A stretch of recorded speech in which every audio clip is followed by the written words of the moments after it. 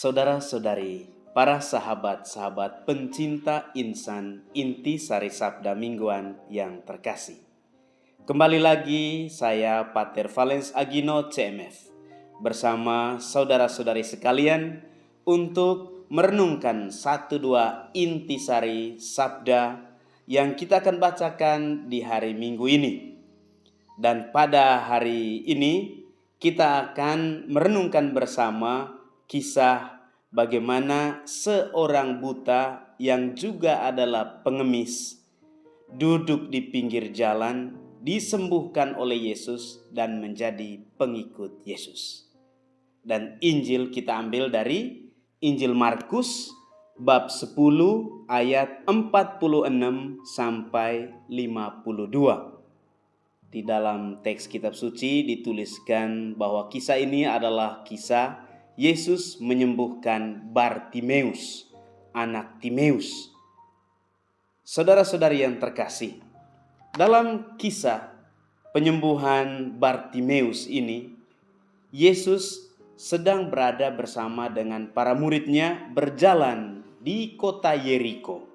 Dan ketika keluar dari kota Yeriko, di pinggir jalan ada seorang pengemis yang buta.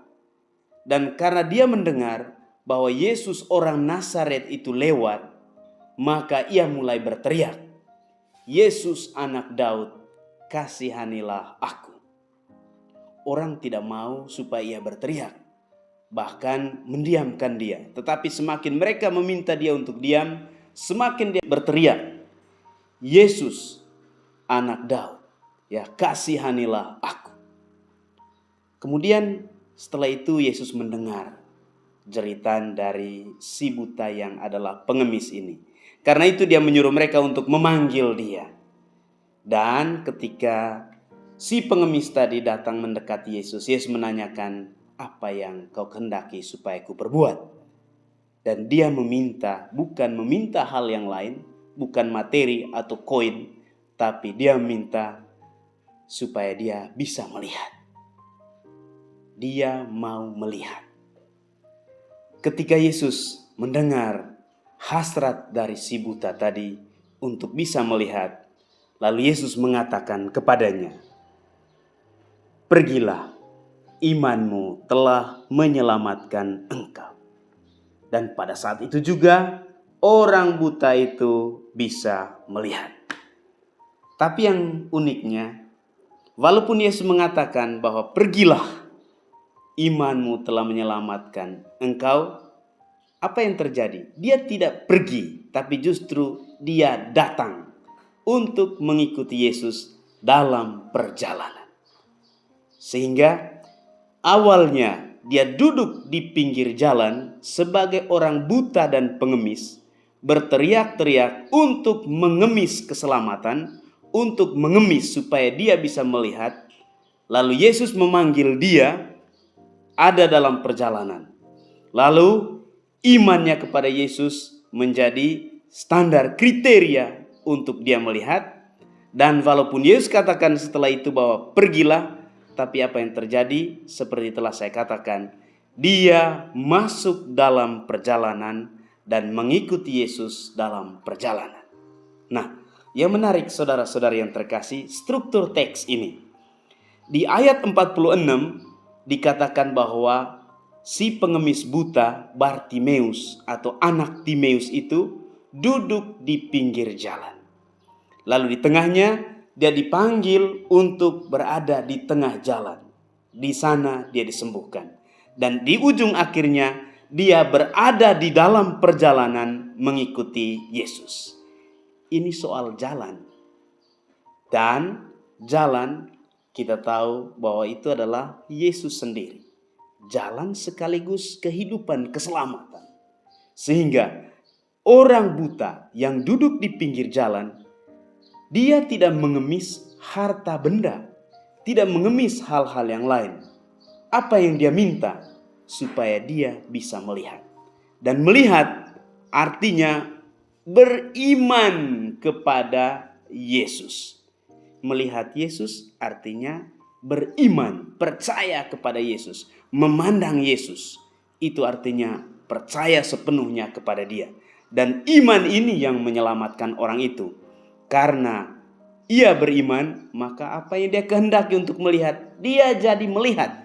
Dan setelah dia melihat, dia tidak langsung pergi dari Tuhan Yesus. Oke, saya sudah dapat rahmat penglihatan dari Tuhan Yesus dan dia berangkat. Seperti yang Yesus perintahkan tadi, pergilah, imanmu menyelamatkan engkau. Dia tidak pergi, tetapi justru dia datang bergabung dengan rombongan Tuhan Yesus untuk pergi kemana saja, membawa terang dan penglihatan yang ada kepada orang lain.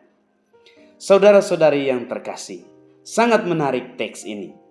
Biasanya kita renungkan tentang kisah penyembuhannya, bagaimana dia disembuhkan. Tapi saya tawarkan kali ini, ya tidak sekedar penyembuhan, tetapi transformasi diri dari Bartimeus, anak Timeus, atau dari orang buta yang menjadi pengemis di pinggir jalan, menjadi pengikut Yesus yang ikut di belakang Yesus dalam perjalanan. Dan transformasi hidupnya itu sangat jelas. Ya, sangat jelas. Pertama, berada di pinggir jalan, tapi kemudian di tengah jalan dan mengikuti Yesus dalam perjalanan. Kemudian yang kedua, dia duduk posisinya pertama. Kemudian dia berdiri dan kemudian dia ikut berjalan. Itu adalah transformasi diri. Tetapi adalah satu yang lebih dalam. Ketika dia dipanggil untuk mendekati Yesus, apa yang terjadi? Dia menanggalkan jubahnya. Dia menanggalkan manusia lamanya. Dan ketika dia menanggalkan manusia lama, sebetulnya ini adalah tahap transformasi. Supaya orang ini menjadi manusia baru. Sehingga identitasnya menjadi manusia baru adalah mengikuti Yesus. Mengikuti Yesus itu dari bahasa Yunani, akolutheo. Ya, akoluthein. Dan akoluthein itu artinya mengikuti dari belakang. Jadi ketika si mantan buta dan si mantan pengemis tadi mengikuti Yesus dari belakang, pada saat itulah dia menjadi murid Yesus yang sejati. Jadi transformasinya dari pengemis buta yang duduk di pinggir jalan menjadi seorang pengikut Yesus, murid Yesus yang sudah diubah, ditransformasi dengan bisa melihat dan mengikuti Yesus di tengah jalan dalam perjalanan selanjutnya. Saudara-saudara yang terkasih, apa yang kita bisa petik dari refleksi kita terhadap teks ini? Kita adalah kaum beriman, orang yang mengikuti Yesus, percaya kepada Yesus. Tapi yang menjadi pertanyaan, sejauh mana kita ditransformasi atau mentransformasikan diri karena kekuatan iman kita kepada Yesus. Jangan sampai kita masih menjadi pengemis yang duduk di pinggir jalan, hanya tahu berteriak dan meminta, tapi tidak berani untuk masuk di tengah perjalanan dan mulai menanggalkan jubah lama kita dan mengikuti Yesus. Atau jangan sampai kita hanya tahu menanggalkan jubah yang lama, menanggalkan manusia lama kita, tetapi tidak berani mengikuti Yesus. Apa artinya mengikuti Yesus? Mengikuti jalan Yesus artinya siap menderita, wafat, dan bangkit bersama Dia. Mungkin cita-cita kita mau bangkit, tapi kita takut menderita. Ya, takut sengsara. Ingat, ketika kita ditransformasi oleh iman kita akan Yesus Kristus, kita harus siap mengikuti Dia secara utuh seperti orang buta yang sudah disembuhkan dan menjadi pengikut Yesus dan mau menanggung apa saja akibatnya karena mengikuti Yesus. Saudara-saudari yang terkasih, ini adalah tawaran saya pada kesempatan ini supaya kita siap melihat, mendengar apakah Yesus lewat di depan kita. Kalau kita tahu Dia lewat, kita harus berdoa, memohon, meminta kepadanya.